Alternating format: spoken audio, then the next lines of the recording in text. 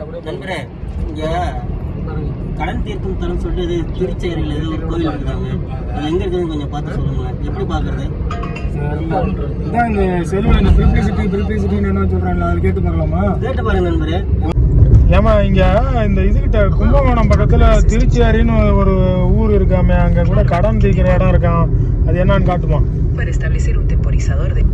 அது இல்லைங்க, இப்ப நான் சொல்றதை மட்டும் ஒரு நிமிஷம் அண்டர்ஸ்டாண்ட் பண்ணுங்க. கும்பகோணத்துல கடன் தீர்க்கும் ஸ்தலம் எங்க இருக்குன்னு நான் கேக்குறேன். அதுக்கு மட்டும் கரெக்டா பதில் சொல்லுங்க. வேற எதுவும் நமக்கு தேவைப்படாது. அது இல்லைங்க, கடன் கிரெடிட் வந்து இது பண்றதுக்கு